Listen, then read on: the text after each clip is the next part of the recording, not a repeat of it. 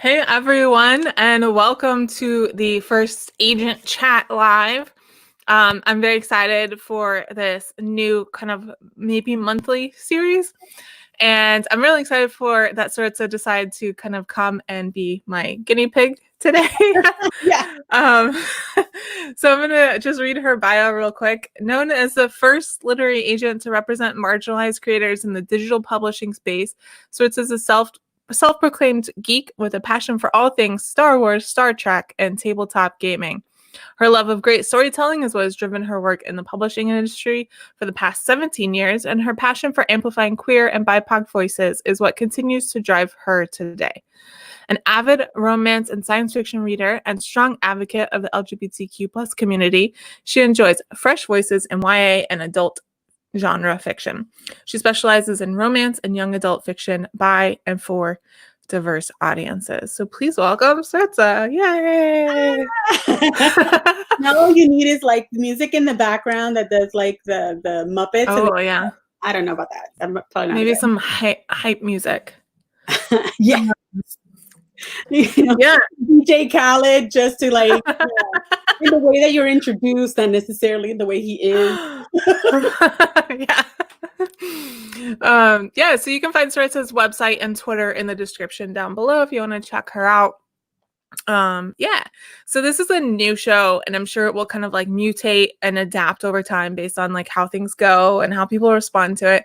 But my goal here was to help potential clients get to know you a little bit better. So I'm focusing more on like kind of getting to know you versus asking you to give like advice, publishing advice, because I feel like a lot of times when agents do interviews, that's what it is, right? Yeah. And so you are welcome to ask questions in the comments, but just keep in mind that we're focusing on that. So if you ask a question that's like a publishing advice, or the things I like to call pre-queries, where people are like, would you be interested in my unicorn mermaid story? We're not going to be doing those either. So I appreciate that. yeah, well, unicorn mermaid story, but I've been seeing a lot of mermaids and everywhere. Oh yeah, I get it. So just to get it kind of out of the way, just to start, can you just break down for us what categories and genres you do represent and you do work in? So, because I feel like questions are going to be different based on, what the genres that you work in, because someone who works in romance is going to be giving very different answers from someone who works in literary fiction, right? Absolutely. Well, you would hope. And kind of expect. I work with mostly genre fiction, select nonfiction. In the genre fiction side, I'm avidly looking for romance in all categories, from middle grade all the way up to adult. I would love more middle grade, actually, romance. I don't think we see those crushes enough, those moments when you start to realize that you might like your best friend more than just in a friendly way. Romance is like, and it's my first passion and true passion, so I'm always going to be on the lookout for romance. My next one that is my favorite thing to read and favorite thing to rep is science fiction. Obviously, with Star Wars and Star Trek geek that I am, anything spacefaring is like, I'm there. I want to see it. I want to see different things about it. But because there's just so many stories that happen in space. You kind of want to have some nuance. But the other reason I love both of those categories specifically is that they both allow to have an umbrella of other subgenres that you can play with. You can have a science fiction romance and know that in the end it's going to end up happily, because the promise of romance is going to be happily ever after, right? So that's always mysteries. I'm looking for mysteries, and I love mysteries. I'm not seeing many in the children's space, so that would be nice to see more of, especially mysteries that are featuring people of color. I don't think we see those. I work with in the nonfiction side, like I mentioned earlier, I select nonfiction. So I'm very, very meticulous in that space because I'm growing that. And my favorite thing right now is narrative nonfiction, books are when you're sitting down and you're reading it, it feels like you're talking with a friend, and the story just kind of unfolds, and it almost makes you feel like this could have been a fiction book, but oh my God, this was real. Like, how awesome. You get to know someone really well that way. And I'm looking for narrative nonfiction in the YA space, especially from queer and BIPOC specifically, because again, completely underserved. There's not that many. And I'm looking and dying for a cooking book. No one has written one for me yet. Not a cookbook, a cooking book where you sit down and you give me some stories and there's, recipes in between it. But clearly I love storytelling. So that's what I'm always going to kind of gear everything towards. And then on the genre side that I didn't mention, things like fantasy and thriller and suspense, I'm always looking for those too, and I like those. But as far as like what's my jam, romance is going to be at the very top, science fiction is going to follow it, and then all the other categories in that order. Cool. So you want something like what is that book called? Salt, Acid, Fat, Heat kind of thing? Yes. Oh my God. Did you see the Netflix show on it? Oh yeah, it's so good. I love it. It is so good. And the thing about it is when you're watching the show, it's just like reading the book, because it's her telling you the stories of why salt is important and where it came from all of the different, corners of the earth. And it's like, there were things I didn't even realize had salt in them and are salt producing. To me, it's just the fact that coming from Puerto Rico and, we have a town called Salinas, it's a salt place. Like you could go to the salt flats and see them. I pretty much assumed that salt was always going to come in its mineral, like a rock form, to find out that so many places do it from seaweed and from the sea. And like, I think that's awesome. And she tells it in a narrative style. So you feel like, oh, I'm just sitting with my girlfriend who happens to be this world-renowned chef. And it's telling me about something I need to know. Like, I love that. Yeah, I think acid was the game changer for me. When I read it, I was like, I've just started adding like splashes of acid to everything, vinegar or citrus or whatever. I have been terrible with the acid though, because vinegar, I always end up putting either too much or not enough. So I haven't found that, but you have some beautiful food stuff you do all the time, and I want to grow up to be that level. Well, the thing that most people don't know, because they'll see my post on Instagram, is I have a soy allergy, so I have to cook almost all my food from scratch. And so, but I like to do it, but also I probably would not be cooking as much if I could eat packaged food. Totally make your own cookbook or cooking book. Thinking about the fact that soy is prevalent in so many foods you don't even think of. Because you don't. Yeah. I didn't know until I started following you and you were mentioning, oh, well, I have to substitute this for that. And I'm just like, that has soy? Didn't even know. Yeah. Yeah, no one knows. All right. So I had planned for the beginning to do a kind of a quick round just to loosen us up. I feel like we're already pretty loose, but we'll do it anyway. And so just I've got 5 questions here, and if you could take 5 seconds or less to answer them. I know. You're asking me that. You had to talk in 5 seconds. You have to be short-winded. So the first one, I'll go ahead and start after I do this explanation. The first one came from when I was trying to decide the format of the show and what to call it and that kind of thing.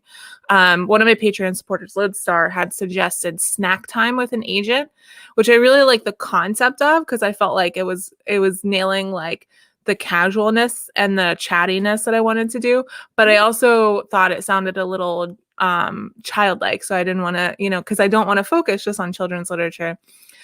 So that's where this first question came from. So, you ready? Okay, yeah. What is your favorite snack? Oh, Reese's peanut butter cups. I can easy.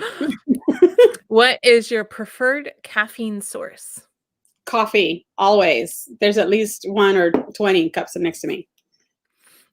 Is there a word that you irrationally hate? The irregardless. It annoys me. I don't care if the dictionary changed it. I hate it. What person do you most want to read a memoir from? Ooh. Can't think one off the top of my head because I've read some recently. I mean, like Michelle Obama was one I wanted Yeah. forever. I'll have to pass on that one for right now. All right. And who's your favorite superhero? Oh, that's a tough one in this house because we are Batman all the way, my husband. And I like Batman, don't get me wrong, but I'm gonna say Flash. I love the Flash. That's a good answer. Cool. All right. So that was good. So my first real question for you is why did you get into agenting? And I purposely didn't ask how. I asked why, because that's what I'm the most interested in. Yeah, I had a friend who had written this erotic romance novel that I thought was amazing, and she was looking to publish it and didn't know where to publish it. So I had at the same time been working. Had been working at HMH, and we have this thing where you would spend 2 weeks working in a different department every year. You had the opportunity to do that, and I took it every chance so I could learn from other places. And I had been spending time at the permissions and rights and contracts department for a few weeks, and I'd do all these questions that people don't ask, authors don't ask. And it just like the serendipity of the moment, that she was getting ready to go out with a manuscript, and I had learned about what agents do. I said, you really should look to talk to somebody about representing you so you don't get, taken advantage of. Like, I don't really know anything about that, and I think I'm just gonna go with digital anyway. And she ended up getting this offer from a digital press. And she sent me the contract to look it over. She goes, what do you think? And it was horrible. It was really horrible. That publishing company no longer exists, so that's a good thing. But the idea of that she would have gotten taken advantage of because she chose to go with a digital publishing, and she didn't choose to go traditional because she felt that erotic romance wasn't gonna get like a big deal at Random House or something like that. And she wasn't looking for that either. She just wanted to get it out there. I thought, there's got to be other people who have the same issue. And sure enough, I just started posting questions in my, the Days of Live journal. That's old school, of how many people were writing and how many people were queer and people of color, and found that their work wasn't being seen and they didn't know what to do with it, and realized nobody was doing it. Nobody was repping them. Nobody was even looking to find their work. So I was like, oh, I'm doing it. I'm like, that's my why. And my why is always. Is it because the deals were too small? Is that why most agents weren't interested in it? Or so. Especially in digital. And at the time, digital had just started. And digital was actually not even considered a primary right. It was considered a secondary, ancillary right. Because how times have changed. Right.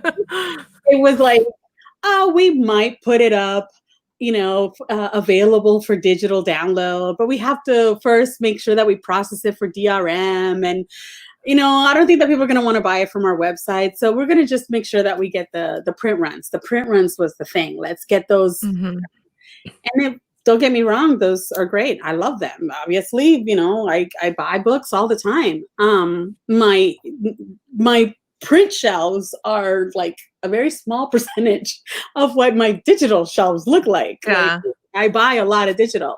But I found that a lot of agents at the time also found that it wasn't just that you weren't getting a lot of money from digital because there were no advances, or if they were really small, like $1,000.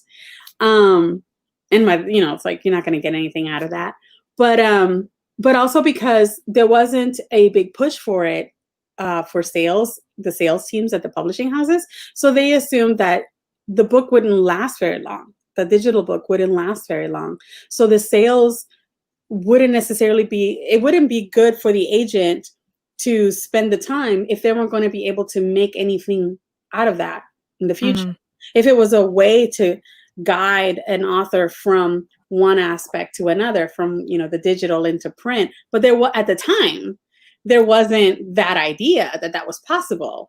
And then the Kindle happened, and it changed everything. It completely changed everything. All right, cool. So I'd asked my Patreon supporters before if they had any questions for you. If you want to support me on Patreon, it's primarily for Pub Talk Live, but I also, I put some things related to other things on there. You can go to patreon.com/Pub Talk Live. But I asked them ahead of time if they had any questions. And I have 2 questions that I kind of reworded to fit like the format that I wanted a little bit better. So Lodestar had asked, we're going to get serious here for a second. Okay. Lodestar had asked about the phrase, I didn't connect with the voice/character in agent rejection letters. And the conversation that's been happening lately in regards to that phrase is about when it's used by a white agent in reference to a writer of color's work. So I'm going to just kind of leave that question itself open-ended because I'd just like to hear your thoughts on all of that. Yeah, so I mean that's one of the things that I'm very passionate about is how we communicate in the industry with people of color, because for so long there has been the well, no one's going to buy that, or we can't. My favorite phrase that I get is, we can't sell that in the heartland for queer works, right? Never mind that it's not erotic in any way, and a heteroerotic romance would be probably not sold in the heartland. I don't know. I don't understand that. I'm sure it is. But to me, it was always responding to queer and people of color when I was going out with it. And so I made it, and I was getting also responses from editors saying, well, I just didn't connect with the voice of the character. And in the beginning, I had to say, I would just, okay, fine. Then let's go to the next thing. Let's talk with another editor. And I would just leave it. But I started noticing that phrase kept happening, and it was happening mostly with my clients who were people of color writing of their experience. And then I started asking, are they not connecting with the voice because it's a Latino writer, because it's a Black author? What is it? Am I not pushing enough? And then I started looking at my query responses and going back and saying, am I also being blind to how I'm responding to queer and people of color, creators? Because the way that they're writing their work, it's not just a representation of their culture and of their experience. It is a definite representation of themselves. We always tell you to write what you know, right? So I realized that when I say things like, I didn't connect with the writing, I'm not talking about the voice. I'm talking about the fact that maybe it needed a little bit more pacing, a faster pace than I like to see in science fiction, particularly, or something like a thriller. It started out a little slow for me. And to me, saying I didn't connect with the writing makes sense in my head. But maybe the author is thinking, she didn't connect with the writing because the voice of my character is a person of color. And so how do we change that? So I also went back to editors and pushed back, and I said, okay, well, I get that you didn't connect with the work, and I just want to make sure that it was, the writing style, or that it was, what was it about these pages that you felt didn't work well for you? So that I can go back to my client and see if it's feedback that we can use, to improve. And a lot of the editors who gave feedback, most of the time it was things like, I didn't expect not to feel anything for the main character. And I was like, okay, well, why didn't you? Like, I didn't ask that back, but in my head, I'm going, okay, so why didn't you connect with that main character? What were your expectations? And then I started responding in my queries now with, I love the pages, but I'm feeling that the pacing is off. Or I really like the premise that you have outlined in your synopsis, but I didn't see that plot start in your pages. What happened? because in the synopsis you told me we were going to start off with the school, fire, and the first 5 pages that I get in my query have nothing to do with the school. And there's no firefighter anywhere. So like there's a disconnect. That's a different response. But responding like I didn't connect with the voice, and then realizing that it's from a person of color, that it's about a book about a community of color or a marginalized voice in any way, I think we need to push back with editors, and we need to push back with agents and say, hey, in a, of course, respectful way, what was it about the work that you didn't connect with? If it is that they're not going to connect with it because in their experience they're still very much in a stereotypical mindset, then that's not the editor you want anyway, or the agent that you want to work with. Just straight up honesty. But also, the agent and the editor may not even be aware of their bias if it's not called out. And this is a good time to do that. It took me someone to say, okay, an author who actually pushed back and said, hey, is it because my character is Haitian and there's a lot of Creole? And I'm like, no, I loved all that. Like, I really had no problem with any of that.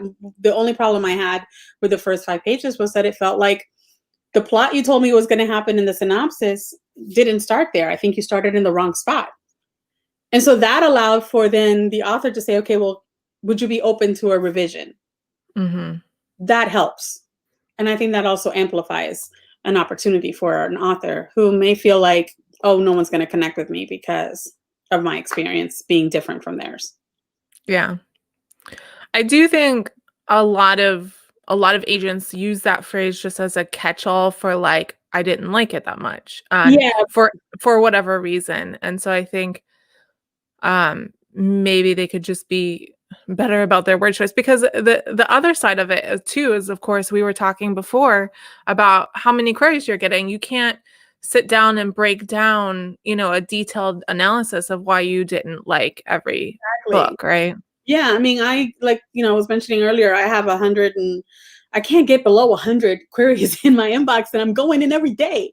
And I love that problem. Don't get me wrong. It's great that we're seeing so many great pieces coming across our desks, but there's decisions that an agent and an editor has to make about the types of works that we're going to represent. We have to be passionate about this work because we're going to read it 4 or 5 times in the course of that, the acquisition of the work all the way to the publishing of the work, maybe more depending on the type of work that it is. So we need to be like excited about it from the get-go.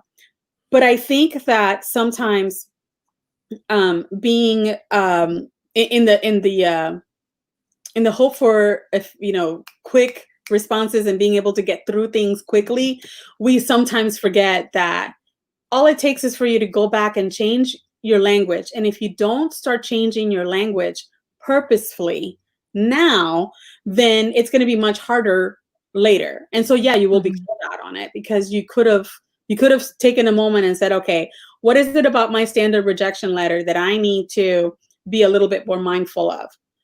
And I'll admit that, like I said, when I started, I would say things like, I didn't connect with the writing. But even that to me now sounds like it could be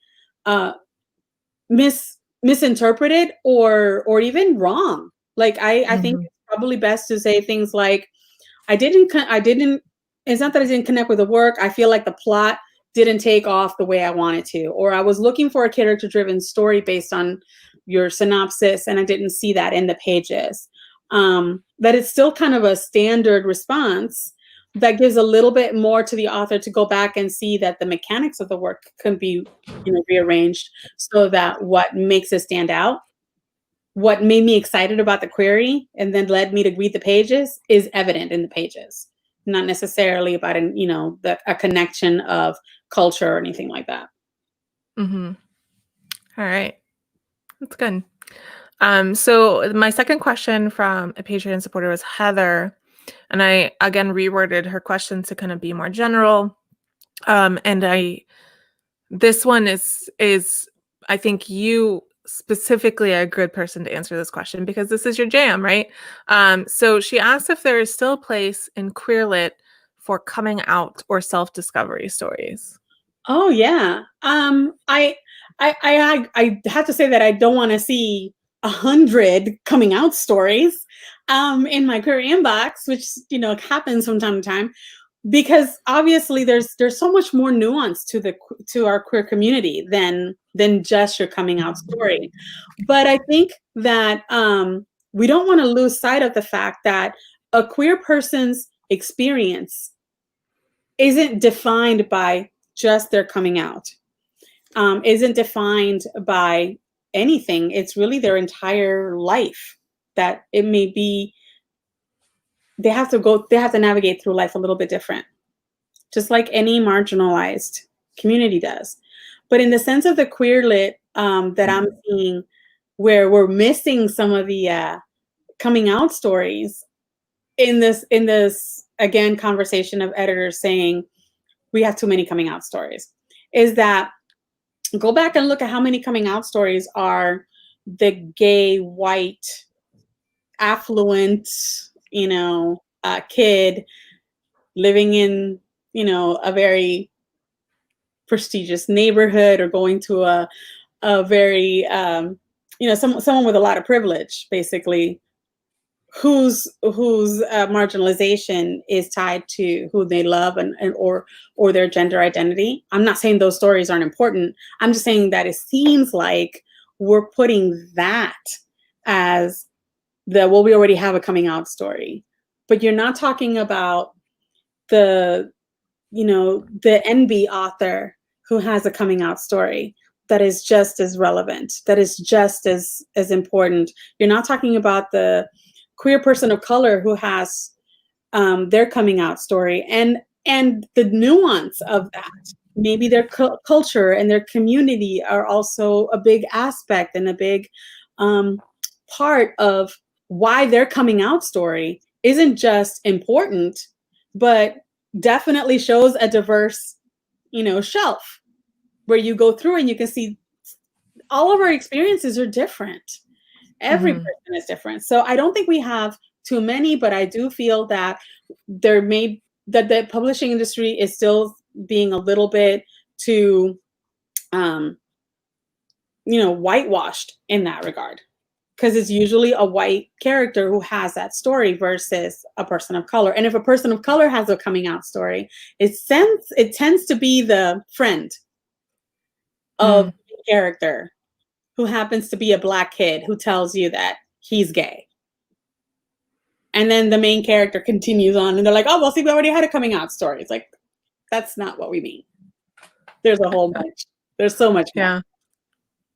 All right, cool. Good answer. So I'm going to give you a chance to brag about yourself a little bit. So please take full advantage of it. I always have to tell people this because I feel like people in publishing are so they don't want to brag about themselves. So please brag about yourself. If someone's thinking about querying you and your wish list lines up with their work, why should someone query you? Why would someone want to work with you? Specifically people of color, specifically queer. I mean, I have to say, being at ABLA, there are so many of us that are accepting works and are actively looking for works in marginalized communities. So I know I'm in a great batch, but I will say specifically and if I can talk to just my Latinos for a moment, I would love to see adult work in the romance space that features Latinx characters in our entire breadth and width, and all of our beauty across the spectrum. And I think that your works would be safe with me. Not only can I champion them because I'm a huge I love Latinx culture in all of its varieties, but I think that also it's something that I miss. I miss culture. I miss my culture. I miss my Latinos from time to time. And right now, especially when we're all stuck at home and we can't go out, I miss seeing the beauty of our community. So just I'm the right person, definitely, for Latino and Latino queer authors who are looking for someone who's going to champion their work and who's also,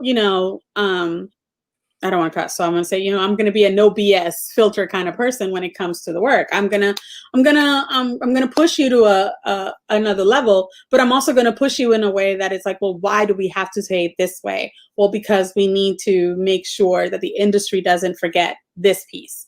Not just about the story being great, but about how we can make an impact.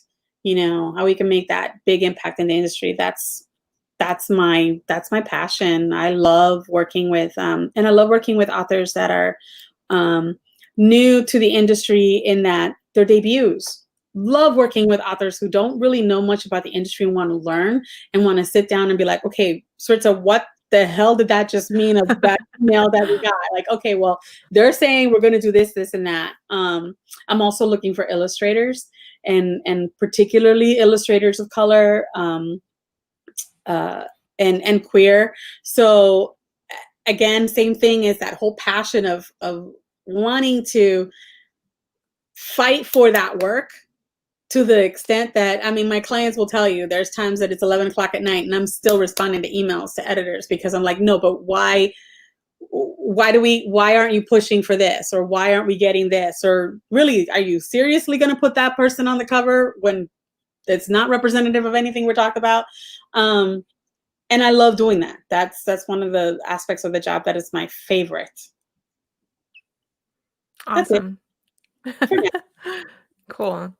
Okay, so this next question. So I see this phrase differently, and so I thought about this for a long time today, consciously choosing to phrase it differently because sometimes I see the question: if you had a magic wand and you could change anything about the industry, what would it be? But that's nice, but also if we need magic, it's not going to happen, right? And so Right. realistically, what are some of a change in the industry that you think can be made now that would go towards making it a better place, whether it's like a more equitable place or just, publishing better books or whatever it is. Is there any change that you'd like to see? Well, I think that we're seeing some of it. I have to give credit where credit is due.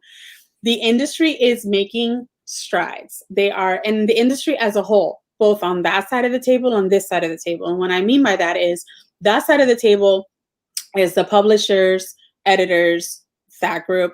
This side of the table is the agents, that are considered the gatekeepers of the industry. You can't have true equity until it's properly represented around the table, right? So, and then that's happening. We're seeing more people of color having access to the industry in jobs and in opportunities for internships and things, paid internships as well. But I think there's more work to be done because when Black Lives Matter had the month-long conversation, we had tons of attention on Black authors that many of us have known forever, who are finally getting not just the attention, but the money, because people were buying the books, right? And that's amazing and fantastic, and I love that. But here we are in July. Why is that conversation not still happening? Why are we now focusing on whatever the new idiot in the White House is saying? Or why are we focusing on, don't get me wrong, we do need to have that. November's coming. I definitely want everybody to go vote. But I think that we create spaces to talk about certain things and say, okay, well, we've done our job. Gay pride, yes, Pride Month, all of the queer. And we talk about it for the month and done.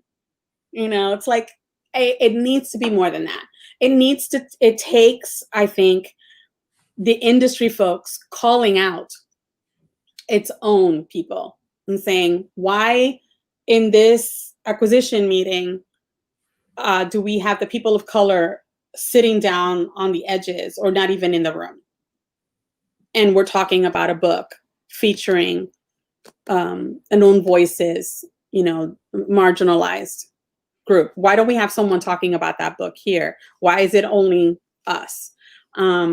I want people in the room who can make uh, who can affect change, but not just in the hiring process, but in the money process. Like, why is it that, a person of color's book is going to be lowballed, but the white author with, publishing paid Yeah. me, we get to see that disparity, in that glaring disparity. Why does it take that? Like, now that you've been called out on it, keep calling it out, keep pushing. I think another thing we need to do is, and I ended up turning every one of my conversations with agencies as I was transitioning from one to the other into like an activism conversation. I ended up being like, okay, so why do you have this in your contract? And do you understand that, this is going to be, this is keeping a person of color from possibly approaching you because they don't understand that you're, one, available, or two, that they're going to be safe in your space, that they're going to be able to thrive and grow, in your space. And a lot of it has to do with just the notion of, oh, well, this is how it's always been. Can't be that way. Publishing cannot be the way it used to be. Publishing should be the way that the culture and the people that, the audience, it should be definitely represented within its doors, both on the agency side and on the publishing side. And we don't see that. There's still a very small percentage of literary agents of color. And a lot of it has to do with opportunity. Not having an opportunity to start working in the industry or learn about the industry because you have to live in New York, because you have to basically, be poverty stricken for the first 5 to 6 years of your career, and know that that you might be the only person in your family who graduated from college. That you might be the only person in your family who didn't graduate from college and still wanted to work in publishing. Like, there's the whole thing. It's not just one or the other. And then be able to say, okay, I want to do this, but can I financially make it? A lot of the people of color will start out and they won't make the 5 years. They can't afford it. Yeah. And it's not fair. You said something that like reminded me of something I was thinking about yesterday. Because I'm an event planner, right? That's my day job. And so when we were in the office anyway, on Friday afternoon, I'd find myself usually in the elevator with someone from finance or HR or IT or something. And they'd be like, oh, what do you have planned this weekend? And I'm like, I'm working. I'm an event planner. We work on the weekends. Like, Yeah. like I just think it's such an insensitive question because you're not realizing the people around you. And it would happen. I was a hotel security guard, and it would happen there too. And then I see agents saying things like, I don't like to send rejections on Friday because I don't want to ruin someone's weekend. And the fact that you think that makes me realize that you don't even realize that the authors that are submitting to you aren't just working 9 to 5s, like these are, a lot of the people are working weekend jobs. A lot of people are working evenings. Their weekend might be Tuesday and Wednesday, No, or be working 2 jobs and writing is their side hustle. And, they have like 2 side hustles. They have the day job, they have the side hustle, then they have the other side hustle, And many of us, that's what we have to do to not just keep the lights on, but to be able to still have that opportunity to share our passion and share our creativity, but still be able to have a roof over our heads. Like, your day job doesn't give you enough to pay for it. Or, the other conversation I was having with a lot of agencies and industry people too, editors and publishers, is the idea that when you live in the United States and your healthcare, especially during a pandemic, is so crucial. And the whole conversation of people saying, well, I don't understand why people are going back, are trying to get back to work when it's unsafe. Understand that for a lot of people, they don't have a choice. Because they can't afford to lose their health plan for their kids, for their spouse, for themselves during a pandemic. So yeah, they're going to risk their lives. They're going to risk whatever they have to. And then I thought about that in the industry side. Same thing happens on the industry side. You will have especially marginalized creators, risking themselves because they don't have another choice. They have to submit the work at 2 o'clock in the morning on a Saturday, because that's when they're going to bed for a few hours before they get up to work Saturday to Sunday on their second job, because Monday through Friday, 9 to 5, they got this. So like, yeah, it's funny because I rarely think of weekends. I have to like actually put it on my calendar. It is a weekend. Take days, you know, and enjoy it. We've made like Sunday our family fun day. Because otherwise, especially right now with the pandemic, I don't even know what, so half the time I don't know what day of the week it is. I just know I get up, I get my coffee, I sit down, I start working. I never know what day of the week it is. Alex Segura has been posting, he'll post a message. It's like, it's Monday, how are you doing, or whatever. And I read it on Tuesday and I was like, oh yeah, it's Monday. And then it took me a while to realize, oh, that's yesterday's post. Yeah. And they posted, it is Thursday. And I read it as, is it Thursday? Because that's like where my head was. Yeah, exactly. It is. It's like, and I think a lot of it, it's a great conversation to have, and one that we're going to continue to have. And I encourage authors and I encourage editors and agents who are, listening or who've been, who are part of the conversation and should be part of the conversation, to open up to discussing that within their offices, but also within the industry. When you have an opportunity to ask an editor, hey, I saw that you hired so-and-so, that's fantastic. Who else, or that you promoted so-and-so, who else is coming in? Or when you have a submission and say, hey, I have a submission by a queer person of color, I would love to connect with an editor who also is of that community. Do you have someone in mind?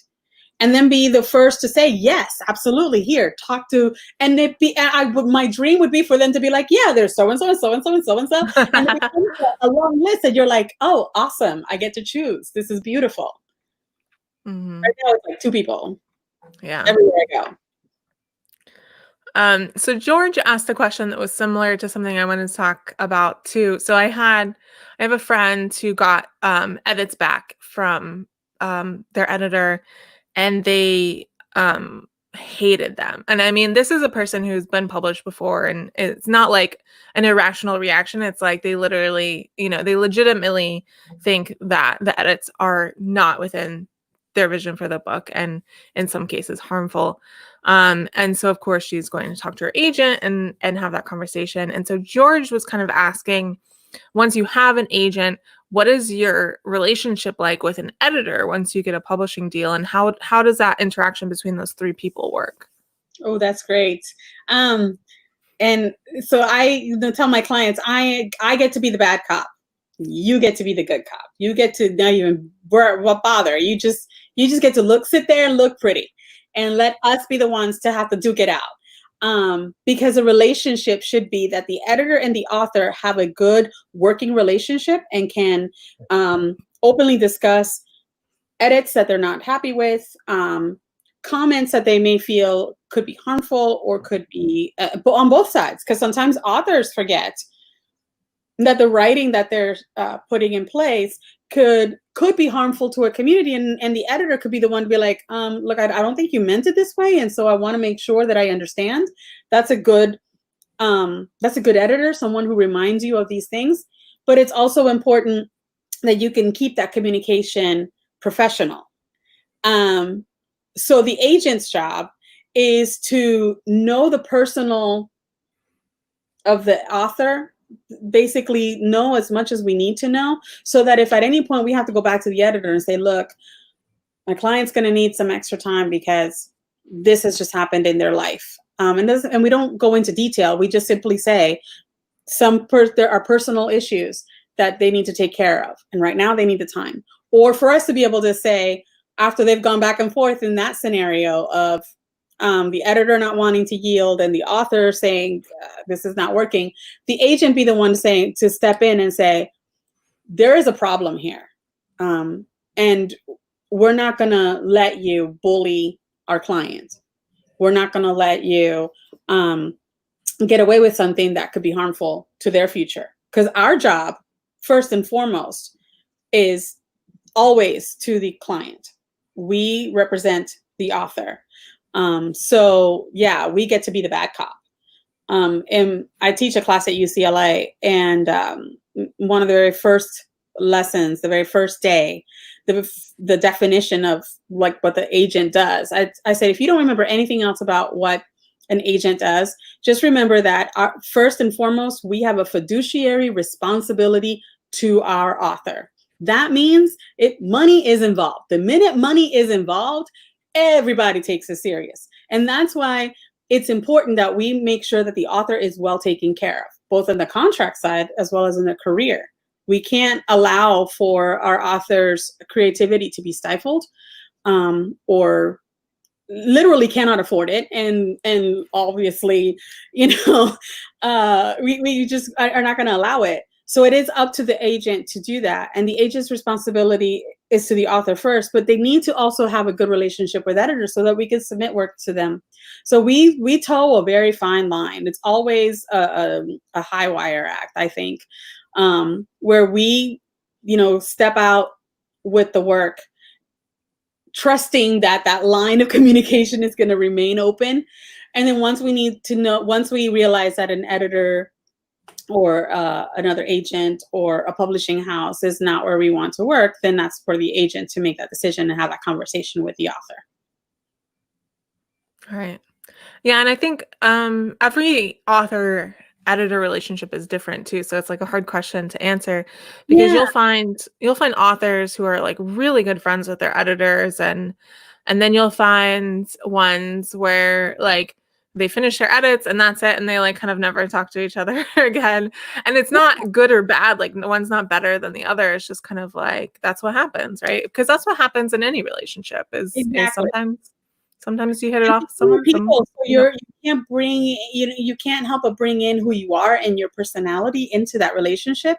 And it's two personalities that are trying to match up over a common goal of getting the book published. And sometimes the vision gets blurred, because also it could be that the author could be a little bit of a pushover and the editor starts to make changes and push their agenda or their vision, not necessarily an agenda, but their vision for the book. And it completely, overcasts what the author wanted. And then it could also be the other way around, where the author could be a little bit of too much pushing and the editor's like, I don't think I want to work with this. So, to go with Hamilton, intransigent. You had to bring Hamilton. Like, we're almost done, and you're like, I have to bring in Hamilton. It was going to happen. That's funny. Okay, so my last question for you, even though I said this is more about getting to know you, less about getting advice from you, I feel like I have to ask, just because like writers always want to know, what is your number one query tip? Like, just whatever one thing you would like to say. Oh, please follow submission guidelines. Like, seriously, I say this, I think I beat this horse so much, but it's because it happens all the time. And I've talked to other agents and it's the same thing. Just the simplest thing, if they tell you to submit through a form, fill out the form. If the form tells you to put things in a specific order, don't just say, oh, that's not important, I'm just gonna put gibberish there. There's a reason we go through the trouble of creating a submission guidelines post for our websites. And I know that is different for every agency, and I know that it is time consuming.